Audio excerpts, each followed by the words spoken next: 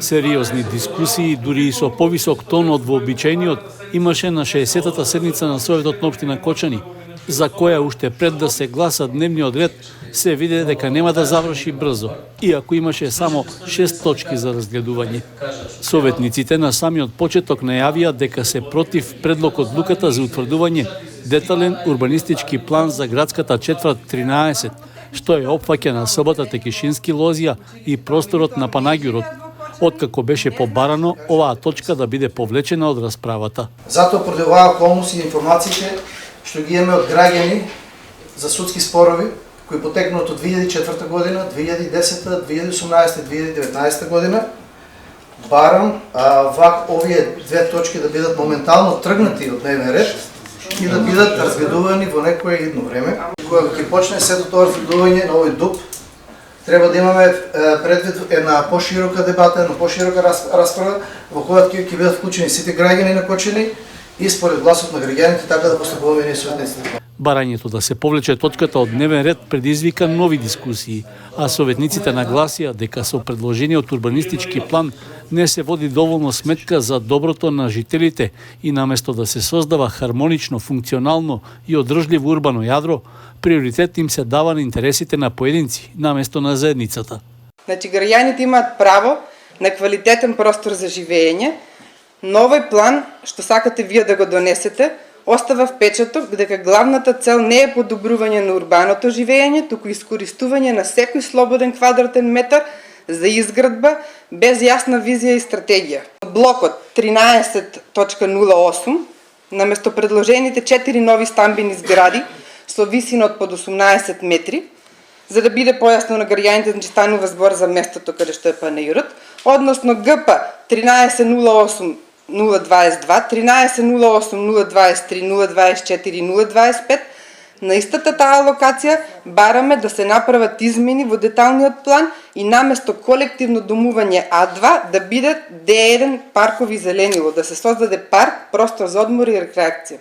Ако оваа промена не се реализира, ние нема да го поддржиме предложениот урбанистички план.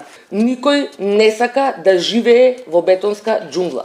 Значи, квалитетот на живење и тоа како е важен и не може на кој каде му текне да си црта зградички, без да предвидува паркинг, без да предвидува зеленило, една потполна дехуманизација на градот да се случува. Што е срамно за град кој што пред 100 години уште имал европска награда за токму за квалитетно урбанистичко планирање, а сега е буквално е значи Франкенштајн од урбанизам. Од секторот за урбанизам на општина Кочани излегува со објаснување дека предлог одлуката не е дефинитивна и не значи дека урбанистичкиот план ќе се донесе веднаш, туку дека тоа ќе помине низ комплетна процедура со јавна расправа пред граѓаните кои ќе можат да ги кажат и своите мислења. Сите забелешки кои ќе бидат прифатени и оние кои ќе бидат неприфатени нормално, ќе бидат ставени во извештај од јавната презентација и анкета.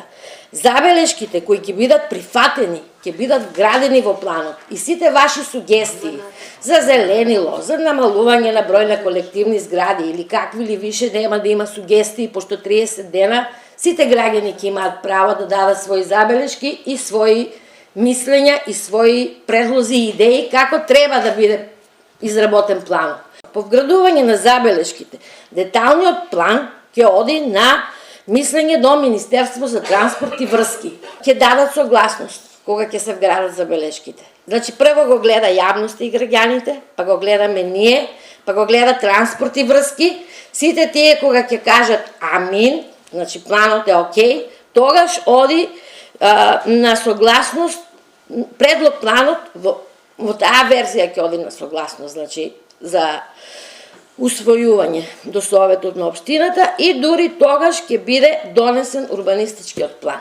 Откако при утврдувањето на дневниот ред на седницата не помина предлогот точката да биде повлечена, за неа повторно се разви дискусија во текот на седницата. Еве кратка една увертира за градска четврт 13. Значи таа е со површина од 691.221 метар квадратен или околу 69 хектари. Во градска четврт 13 има 26 стамбени згради со вкупна површина од 75.612 метри квадратни. Вкупниот број на жители по некои пресметки е околу 4200 жители. Во градска четврт 13, како шифра D1 паркови зеленило има 5907 метри квадратни, или тоа е 0,85%. Во опфатот постои уреден зелен сквер само во северозападниот дел и уште неколку помали зелени простори. Отпадот сте добиени од КПЈ водовод, во овој дел нема атмосферска канализација, нето густината изнесува 61%. Не можам да кажам дека за мене не е сериозно проблематично тоа што го направите во градска четврт 6, во Крушанското мало, каде што моментално се осеќаат последиците, гледаме дека ено се градат нови згради кои што не се обележени, таму за време на градење може некој да падне да скрши глава. Исто така би апелирал во иднина да го намалите бројот на згради кои што го планирате во потегот каде што има население, да го гледате пример потегот кај монополските бавчи или некои други делови од градот каде што немаме толку фреквенција на возила и каде што немаме толкова густина на население. Мислам дека не сте многу искрени, повеќе ве води главта за политички поени и она што денеска се случува и граѓаните го гледаат. Во однос на она што го каже претходно колегата Венко, јас цврсто ќе кажам, ние како советничка група, како политичка партија, не се криеме од граѓаните, не ги манипулираме нашите ставови. Јас ќе кажам мојот став како Мирче, дека за оваа точка ќе гласам против. Колега, напротив, не се согласувам со вас. Видите како имате двојни стандарди. Да немавте двојни стандарди, немаше да гласате за градска четврт 6 и да се градат на таа густина население толку згради. На седницата беше нагласено дека советниците не се против носењето на детален урбанистички план, затоа што тоа значи дека граѓаните кои живеат таму не можат да направат ниту реконструкција на своите објекти.